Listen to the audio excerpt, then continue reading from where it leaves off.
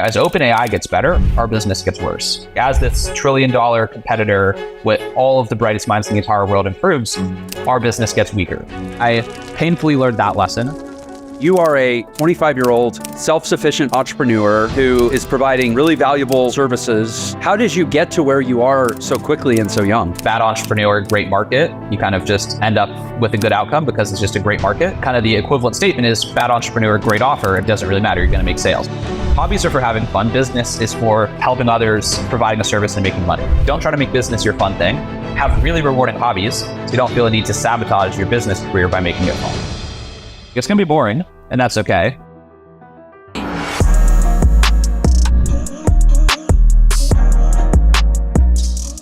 Welcome to another episode of Unlock Your Potential. Jeff Lerner, your host. Always so excited to be back having amazing conversations with amazing human beings.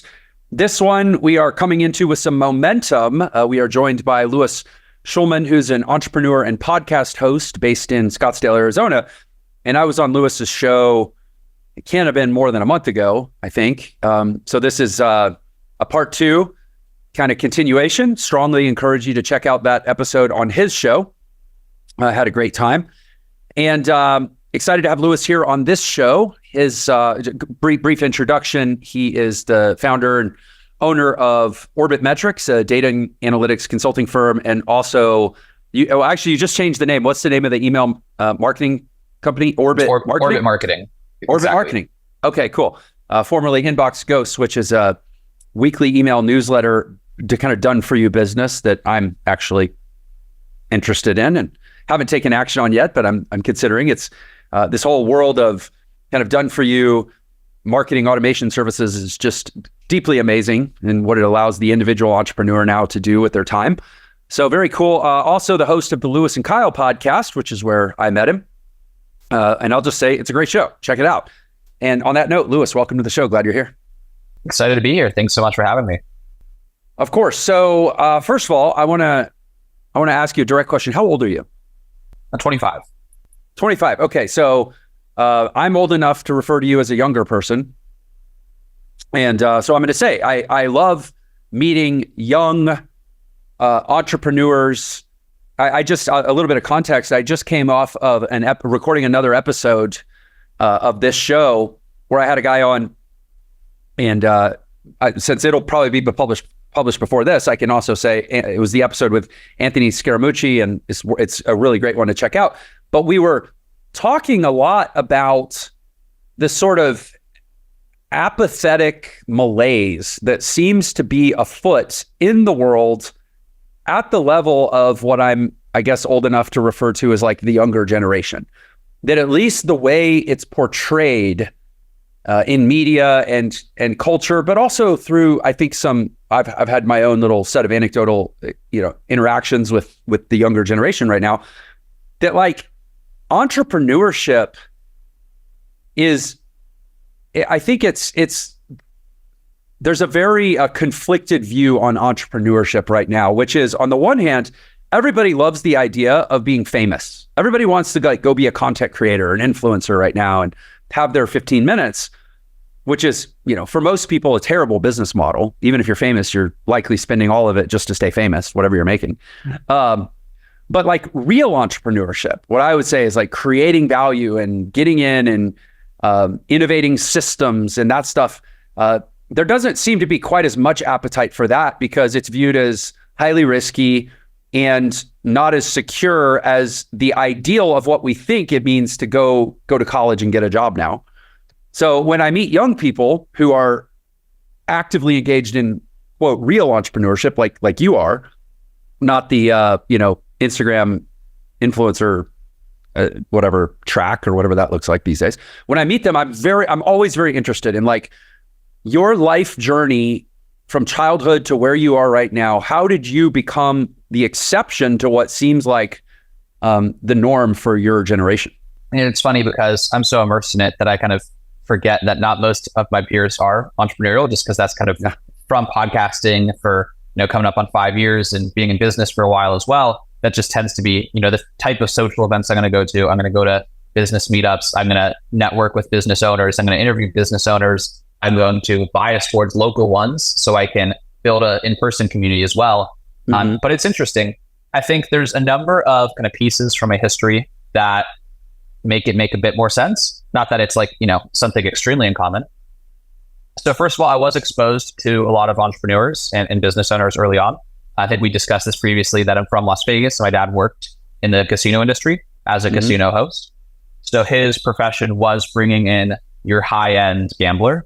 And typically the type of person who's a high-end gambler is not a 9-to-5, right? The type of person to have a dedicated casino host is probably, unless, they're a doctor, but probably not a doctor unless they own their own practice, right? Maybe an accountant, but an accountant who owns their own practice, which basically is just a different form of business owner, just one on a traditional skill that's also a lot of people in the same title and are not entrepreneurial. So I met a lot of this clientele early and just knew of a lot of real life access to people who were kind of had that autonomous entrepreneurial lifestyle. So it wasn't like totally mystified in something I'd never seen before. Though both of my parents did work for themselves in I'd call them like high agency roles. So my mom does sales, commission only, and she's been doing that my entire life. So that's also very entrepreneurial. And then my dad's role likewise as well. It's highly correlated to production, right? If you don't bring in gamblers, if you're not producing, you're not going to have a job very long. But that's kind of one aspect of it. And then, I did always have kind of that itch I always had kind of the traditional, I think you're 50-50 on when you hear people on business podcasts say they had hustles as a kid, where they whether it's the lemonade stand as a classical thing or some other similar kind of idea. My parents were generally very unrestrictive in terms of how I spent money, and they're do whatever you want with the money you had. So, when I first got an iPhone, I thought it was really cool to have all of these fun chargers. So I bought on eBay, I don't know, $200 worth of all these colored chargers. And then I just had more than I needed. So then I just thought to resell the extra ones at school and post on Instagram. I also had, even with my current business partner, because we met in 5th grade, we sold duct tape wallets together in middle school. And so that was kind of a classical thing. We mostly it was something to do and just a way to a creative outlet. So kind of those early tendencies that show an inclination towards business mindedness, and likewise kind of enjoyed business programming on television and those things. And then when fast forwarding to college, I'd say this is really the part of your book that I kind of resonate with, and that I think you're familiar telling the story more proficiently than I am. I was just fortunate enough to have some things click into place maybe earlier than other people in terms of accepting the reality of a situation and understanding the options presented to me. So I studied computer science mostly because I didn't want to go to college and do something that didn't seem difficult or technical. I felt like that was necessary. I didn't see the point in going just to do something arbitrary just because it was interesting. It's I'm not here for that. I'm here to set myself up for future success. And so that's what I chose. And then when I started working professionally in software engineering, when I say professionally, I mean as an intern. So at the companies in more of a shadowing environment, not in a real high stakes environment. But you kind of meet your peers and you see what the options are in front of you. And I don't want to say I didn't admire the people I worked for, because when I worked for a startup, I admired the founders. But they also got to that path by being the founders, not just by being kind of rote engineers, though a lot of them did build their skills just by being a rote engineer. But long story short, working in just traditional corporate environments and seeing the lack of control I had in terms of the relationship between my inputs and my outputs, I think I had a very positive view of myself at the time. And I thought I was the best intern ever and kind of all these things. And whether or not that was true, I was still denied the chance to say, well, if I'm better than everyone, and whether or not I was isn't important. But if I am, shouldn't I be compensated better? And just that not being an option just really immediately clicked in terms of, I don't like this, and I'm not going to be able to stay sane. I think a lot of people are forced into entrepreneurship by their own psychology, because it's just, I would just struggle to stay sane if this isn't the situation. I love the way you put that. You just helped me understand myself better, that I was forced into entrepreneurship by my own psychology. And ironically, I'll use that little slip I just made to say that I think being an entrepreneur also, if you want to be a good one, forces you into psychology. So you can understand yourself first, and how to be, this maybe is a good direction to go, but how to be the version of yourself. There's a set of possible versions of ourself that we can evolve into, from any point in our life. And if we're going to be an entrepreneur, we kind of got to evolve into one of the best versions of ourselves, or else we're basically dead on arrival and we should go get a day job. So but yeah, you helped me understand myself. Again, my first in high school, I dropped out to be a jazz musician but it was the same thing. It's like, how do I embrace, or how do I, get into a world where I control the output of the product?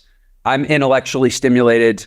There's something, I feel like I'm creating something novel or meaningful that isn't just, this linear regurgitation of what somebody else told me to do and how to do it. And so that same psychology, then money becomes a thing, and it's like, oh, well, I need to make some of that. And being a jazz piano player is not really doing that. So, but yeah, forced into entrepreneurship by our psychology. And I think that's actually like almost a good statement about this show and what we're trying to do in the world.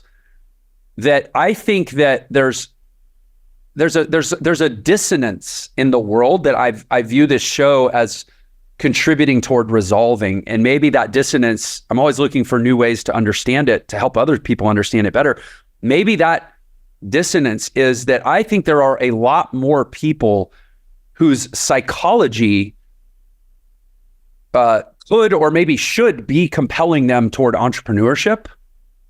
But because of the rhetoric around entrepreneurship, usually by bureaucratic institutionalists like teachers and educational administrators and parents who are often, middle managers in big companies, and they're discouraged from actually indulging their psychology. And so then instead of the indulgence of psychology that produces a life of entrepreneurship, what they end up with is a midlife crisis 25 years later.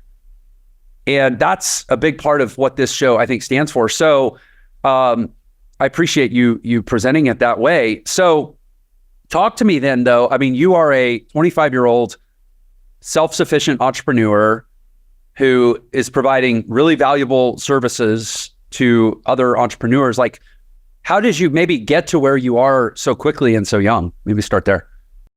I think the podcast helped tremendously in the journey.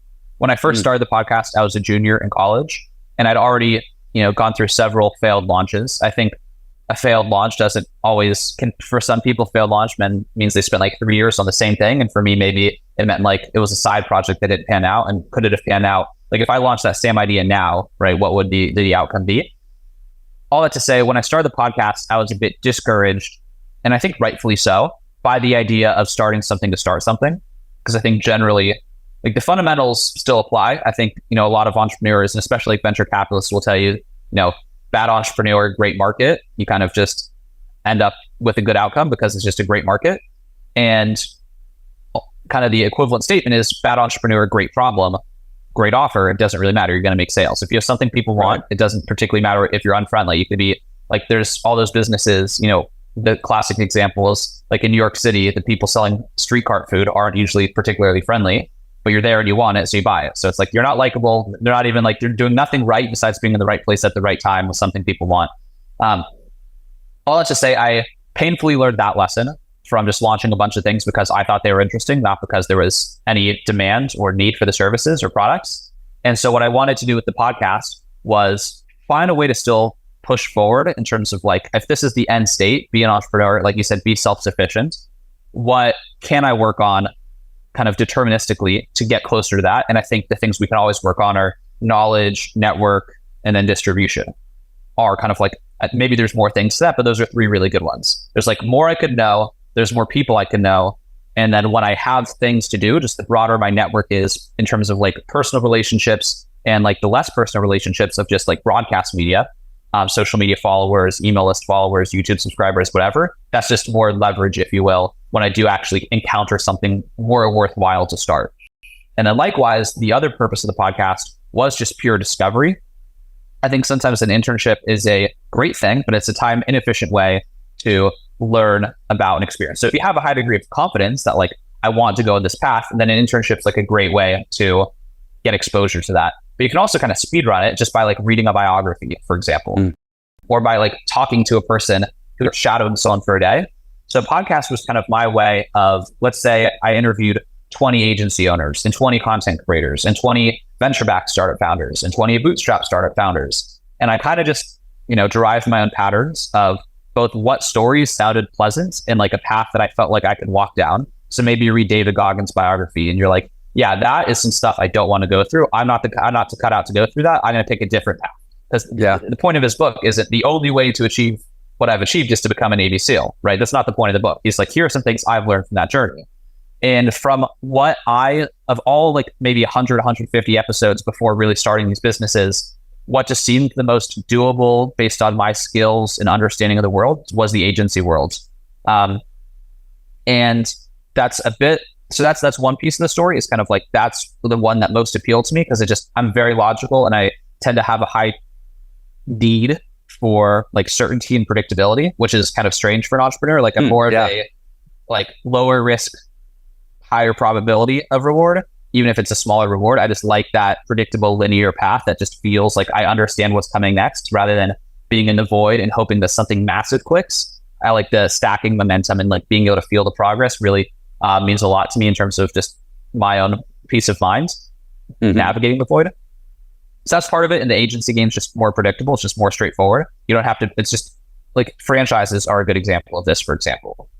There's a business where 9.5 out of 10 things you need to figure out are figured out. Just show up, find some good people, like pick wisely and execute versus like a venture-backed software company. Let's say, for example, you're like brand new business model, unproven product, technical risk, and like, you basically have 0.5 things figured out. Like, you know that like you're going to use a business to like, that's the business structure, but everything else is a complete unknown. So I just on that kind of spectrum the agency felt right to me. And then in terms of circumstance, I was fortunate enough that friend Sean, who's kind of one of my partners in both businesses, he had started the data and analytics company and had asked me if I wanted to help join it. And I know I've been talking for quite a bit here. So that's kind of how I actually got into it. Was he had started when I was at the time working in the cryptocurrency industry and marketing jobs, because same thing. When I graduated, I just still didn't want to just start a business to start a business because I still didn't have any good ideas that I felt strongly about. So it's like, let me just go continue to build skills, continue to like deepen myself in an industry. And then when an opportunity presents itself, I'll have been more equipped than it would have been otherwise. So I love this. I appreciate the thoughtful answer, and it leads right to something that is something I've really been honing in on for people. And it's interesting. You said the specific thing you did about the agency. I literally had a conversation at an event that my wife and I were hosting this past weekend with somebody basically about exactly that. This was somebody that's trying to step into entrepreneurship, and their eyes are wide open. I'm not discrediting this person, but they're not clear on what they want to do. They just know that they want what successful entrepreneurs have. They want the freedom and the mobility and all that stuff. But they're sort of, and this is true for a lot of people. This is kind of like what I'm trying to evangelize. It's like, it's okay. Psychologically, you are, based on looking at the life you want, you can self-assess and go, oh, psychologically, just based on my desires, I think I'm an entrepreneur. If I value freedom and I value having a lot of options with my life, and I value self-determination, then I'm an entrepreneur. And then I can work backwards and say, okay, well, what does that look like? And so one of the concepts that we've developed at Entre in my platform is this concept called entrepreneur DNA. And I'm going to share it with you. And I'd love to get your weigh in on the way that we've tried to organize the thinking around deciding, like you said, not just starting something just to start something, but starting something with a certain intentionality and clarity of even if it's not because it's my lifelong passion to solve this problem, at least I know why I picked the thing I picked. So our entrepreneur DNA process basically walks people through this logical cascade where we start with basically the fundamental question of like, do you have a unique idea or not? And the agency model immediately is sort of a great starting point. Somebody's like, I don't have a unique idea. I'm not here to create the world's first, autonomous ninja robot or something. I just want to get in the game. Okay, great. You don't have to have a unique idea. But there's a lot of other like psychographic and personality-based questions to ask. First of all, do you actually want, the next thing we go from is like novel product or derivative product, right? Then we go to, in either category, is it a physical product, a digital product, or a service? Because those are going to reflect different angles of attack. And what do you see yourself in? Like, do you want to build a thing that you ship? Do you want to build a thing that you transfer digitally? Or do you want to build a thing that you do for people? And then within that, you say, okay, well, whose skills am I leveraging to do this? Do I want to build my own skill set? Like, for example, a software developer, where I'm the one doing the thing at the base of the service? Or do I want to actually organize and leverage the skills of other people? In which case, there's this meta skill set that's the skill of business assembly and management, but you're going to have to bring in other skills to leverage. And then we get into like who do I want to be in relationship and communication with? Is it B2B versus B2C? Totally different, like categorical approach to me being the voice of whatever I'm doing. There's the question around what kind of brand I want to build. Do I want to actually be at the center of my brand as a human being with my face and my voice and my reputation? Or do I want to build a product brand where nobody even knows who the owner is and nobody cares? Like maybe I sell teeth whitening gel and it's like, I don't care who invented this thing. I just care if it makes my teeth white, right? And then we look at basically time horizon and risk tolerance. You know, you talked about, hey, I'll take a smaller outcome if it's a higher probability outcome, as opposed to, you know, I either go big or go home, basically. And that's our entrepreneur DNA logical cascade. And sort of our belief is that when you take people through it that way, basically almost everybody comes out the other side and goes, oh yeah. Now that I see that there actually is an entrepreneurial path that maps to me, I'm an entrepreneur too. Because of course I want what they have. So anyway, I'm curious your thoughts on that. Yeah, I think kind of it maps what I was saying of, we only think of entrepreneurship based on the type of entrepreneurs we're familiar with. So if I say, who are the first entrepreneurs you think of? Maybe someone says Elon Musk, Bill Gates, Jeff Bezos. It's like, okay, so entrepreneurship means building a big tech company. It's like, okay, because that's your sample. It's just, we simplify, and that's what we do kind of with our brains. And if those are the options that were presented to you, that's what you're going to think of. And so I think what's great about that exercise is just helping people break past that belief of, not even that belief, just expanding their horizons to there's more possible than you thought. I think those are certainly like super valuable clarifying questions as to, because someone may think, right, all those people are famous, not that any of them necessarily intended to be famous, but again, looking at the outcome rather than looking at the starting point. Oh, only entrepreneurship also means I'm famous and I don't want to be famous. Right. So now it's not for me. So I think it helps unwind talking people. It's basically saying, it's saying there's no one path, which is exactly what you're saying. So I think it's quite effective for that. And then I think likewise, the one part, not that I'll challenge, but certain parts of that I think are super, super valuable. I think what's also important, like you said about the evolution of an entrepreneur, is like some of those things may change with time, because the idea of like your psychographic, if you're going to be constrained by your psychographic preferences at the outset of starting your business, like everyone, probably 50% of the people you ask that question to would like to say, I like to be in control of things, right? That's probably something 50% of them would like, yes, I strongly agree with that statement. But if any of them want to be successful longer term and have any scale, they're all going to have to become comfortable with the idea of letting go of control of things, right? So I think in terms of like helping people get past some initial fear, it's kind of one of those like fake bait and switch things. It's like, you don't have to have all this on day one to get started, as long as it's just understanding all those things may change. Like, I'm not comfortable with shipping, but then maybe you start into a business and you're like, wow, the opportunity here is shipping, but I filled out this form a while ago. I think it's a productive exercise for sure. Yeah, I really appreciate your point that like the answers to these questions will change over the arc of a life. And I think that's another, I mean, if not, then apparently you died and nobody told you. Exactly.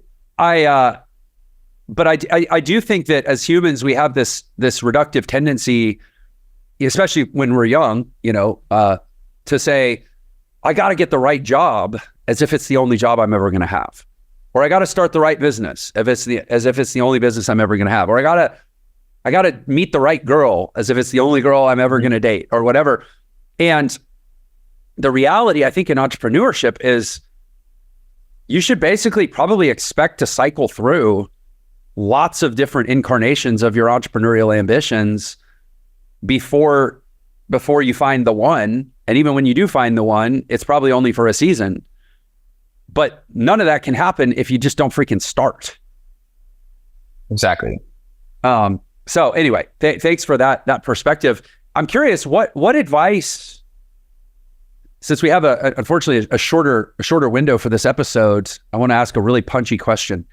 If you could give any advice to yourself 10 years ago, what would it be? Hey there, it's Jeff. So real quick, I want to let you know about my text message community. I use text messages to provide unique value to the Unlock Your Potential community. These texts could just be random thoughts. It could be letting you be the first to know about an event I'm planning, maybe giving an update on a special I'm running or some free training that I host for my community. Anyway, just shoot me a text to get subscribed to the list. The number is 702-996-3926. Again, that is 702-996-3926. Let's get back to the podcast. I think in general, I always tend towards like more work and less play. So like, I think just continuing to invest in hobbies is like, the mental battle is one of the most challenging parts of entrepreneurship. There's Alex Hormozi tweets this like every other week. It's more of a game of last man standing than it is best man wins. And I think understanding that, I don't know if I would have gone to college if I had the advice of 10 years ago. I don't know if that was necessarily super. I probably would have just been like, it's tough because I don't want to be too prescriptive with it. One thing I'll say is, when I was 16, this is kind of a cop-out answer used on a lot of podcasts. But around like in high school, I was a vegetarian, and I think that was a very poor choice, and like don't recommend it to any people. So like skip that phase. That's an unnecessary one. Skip that one. So if anyone's listening to this, you have permission to start eating meat again. I gave you permission. And that because it's like a real mental illness, I think, for a lot of people. For some people, maybe it's helpful, but for some others, it becomes like you just maybe start to want it again, but you have this like identity tied up in it, and it like keeps you trapped in something that for a lot of people ends up being unhealthy. So that's one part of it, having hobbies. And then, I mean, definitely just likewise in high school, I did a lot of like stupid like iPhone games and just a lot of like cheap entertainment. So skipping all that, a lot of that's pretty standard. As far as like the business stuff, it's just focus on solving the problem, not building what you want to build. But it takes a lot of people to learn to be selfless like that. To like, you're not the most, like what's interesting to you is not the most important thing. It's what's actually valuable. You have hobbies to satisfy your desires and your interests. Hobbies are for having fun. Business is for like helping others, providing a service and making money. So if you can segment the two, like don't try to make business your fun thing. Have really rewarding hobbies so you don't feel a need to sabotage your business career by making it fun. Like it's gonna be boring, and that's okay. So like go have really good hobbies so you can like have a really boring business and be really happy that it's boring because it's like whatever. I'm like doing this because it's effective. The market needs it. Like get excited that I'm helping people, but the actual work can be mundane, and that's okay because you have enriching hobbies. Well, that's another Hormozi-ism, right? Is that like the work it's just about your capacity to do larger and larger volumes of what in the moment may feel like boring work, but you're anchoring it to first principles and sort of philosophically understanding why you're doing what you're doing as a long form life choice rather than like a momentary indulgence. But that, ultimately you probably need to add a zero to whatever level of expectation you have around the amount of work that it's going to take to be great at anything. The difference between entrepreneurship and employment is in employment, there's room for people to not be great and still be okay. In entrepreneurship, greatness is the starting line. And it doesn't mean you have to be great to start, but it means you have to start with an intent to become great, or else you just shouldn't even bother stepping on the field because there really isn't a lot of room for the people in the middle. The people that make up the vast majority of the workforce have no real place in entrepreneurship because they're just not good enough. But it's because they haven't challenged they don't care to become good enough. Yeah, they haven't challenged themselves to become good enough. So anyway, I'm thinking like, okay, selfishly, obviously you run a data and analytics business. So I'm gonna kind of shift gears here. I'm curious if you have, from your perspective, running an analytics business, any insight that you might be willing to share about what is it that's going on in the world in terms of the digital landscape, consumer behavior, marketing, conversions, any of the sort of metrics-based stuff that is involved in business. What is it that's going on in the world that might not yet be common knowledge? Like it's not being talked about in the proverbial Uber drive. That's funny. I think that is perfect, because I always think about like going to crypto conferences in Miami and talking to Uber drivers as like peak Uber driver story. And I've never been the product guy on the data business. My partner started that business and I came in to help him sell it more broadly. So much of my ethos, back to kind of everything we've talked about, is really not being too concerned with like wrapped up with what's new and shiny and like unreported. And just like these businesses are just very fundamental infrastructure things. Like I believe every business should have a presence over email. Very few do, because it's just difficult and you have to show up every single week and you don't want to put out something bad. And very few businesses don't have their data buttoned up, so they're just flying from the hip. Like most of my hypothesis is that I can make these businesses extremely successful just by helping a lot of people nail the fundamentals 100% perfectly well. Like there's this clip of Jensen, who's the CEO of NVIDIA from like 2003. So I don't know, they're still like a multi-billion-dollar company, but much smaller than they are today. He's like, just have simple ideas and execute flawlessly rather than having grandiose ones. So honestly, I'm pretty removed from what we do on the data side, but really my conversation is like on both businesses. We don't do that much that's fancy. We don't do that much that on the data side. We do quite a bit that they probably couldn't do if they're not software engineers. We're just actually doing it. We're just taking responsibility for making sure that this important thing is done absolutely perfectly, so that it's never an issue again. And you have the benefits of, let's say, all your data is organized. It's a source of truth. You fully trust it. And whatever you can track from a conversions perspective, whatever is best available, we're going to do all that. But it's not like gray area. This is like an like relatively unknown technique that these people are using to get a bit more insight than these people. That's not the approach we've taken. We'd love to be like more innovative long term, but I think being scrappy, self-funded, bootstrapped, that's a less like. One other thing I'll share really quickly is briefly that software, the data and analytics business kind of morphed into AI software development just because there's such a hype cycle. Everyone wanted a custom AI app, and we briefly fell victim to it. And we're like, yeah, we should go like build some of these apps for people because we can write code and they want to pay a lot of money and everyone's excited and exuberant. And then quickly we realized, as OpenAI gets better, our business gets worse. It's like as this $1 trillion competitor with all of the brightest minds in the entire world improves, our business gets weaker. And that's kind of how most of that feels when you're trying to be like innovative on deep tech. And so that's just like, okay, let's play to our strengths as a small team, which is like helping people with just executing a simpler vision flawlessly for a larger number of customers, rather than saying, here's features we're delivering that OpenAI is going to deliver 4 weeks from now. But you have it 4 weeks early, so pay us for the next 4 weeks. Yeah, I actually love that. I think that's a brilliant answer to the question. It was almost like a setup that like we actually need. It's kind of like the Cody Sanchez, she stands for this. Like just buy boring businesses. I mean, she buys them, but you can start boring businesses and do them well. I feel like you can start boring digital businesses. People don't think about boring digital businesses. Yeah, they only think about boring physical businesses. Well said. Well said. Oh, that's so true. And even that call that a blind spot of like the idea that there's this massive field of boring digital businesses, that a digital business doesn't mean deep tech innovation, like to your point. The fact that that's a point of ignorance for a lot of people actually speaks to the opportunity, because there are millions of traditional business owners who are also that ignorant, if not more so, of what technology and the digital landscape really looks like.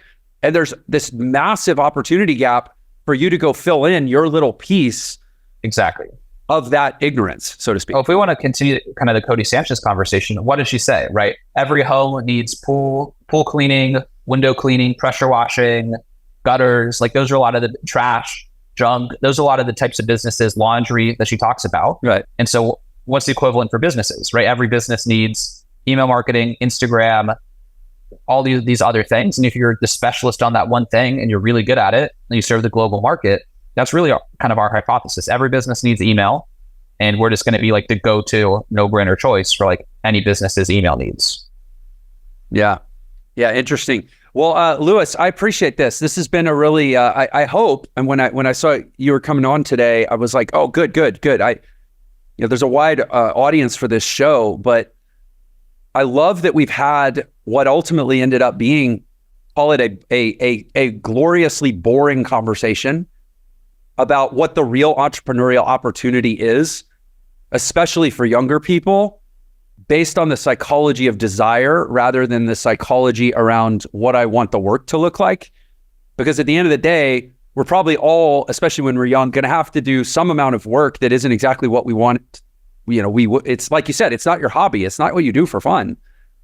But tying it to a deeper reasoning about why you're choosing to do that, not something else, I think is absolutely the right perspective. And it sort of brings us back to where we started, that like, it's not about deep tech innovation for most entrepreneurs any more than it's about becoming a world famous influencer. I mean, not everybody's going to be Logan Paul any more than they're going to be Elon Musk. But those are the two most obvious, but in many ways least relevant forms of entrepreneurship to the average person. Exactly. Beautiful. All right. Any parting thoughts before we have to sign off? I think we're good. I think one thing I'll say, if people are discouraged by the takeaway of like the sobering, boring conversation being the exciting takeaway, one, like go just find a hobby that's really fun. And then the other thing that kind of everyone realizes with enough time is that winning, no matter what you're doing, winning is fun. Like no one's passionate about Monopoly, but then when you're winning, all of a sudden you're having a great time, right? No one's passionate about arcade games. Winning's fun. So pick the boring thing and start to win and have momentum. And then all of a sudden you'll fall in love with it. So. Oh, well said. Well said. How can the world go meet you and get more of your goodness? Yeah, I'm Louis Shulman, LuisShulman. There's no C in Shulman. The business is orbitmarketing.io, orbitmetrics.io. I say LinkedIn's probably the best place to reach me personally. And then the business is really, I'm still at this stage, the point of contact for both businesses. Beautiful. Well, Louis, I've enjoyed it, man. It's good to see you again. Thanks for being a guest. Good to see you. Thanks so much. And to all you viewers and listeners, the best part of the show, why we do it every time out. Can't wait to see you next time. Take care. If you loved that episode, then you're definitely going to love this one. Check it out. When I started, I found that other content creators were very stingy. They did not want to share their secrets. They did not tell you the real truth of what they did. I decided to give everything I knew away for free in little videos every single week, because if we don't tell people what works and they go try it, they'll never trust us.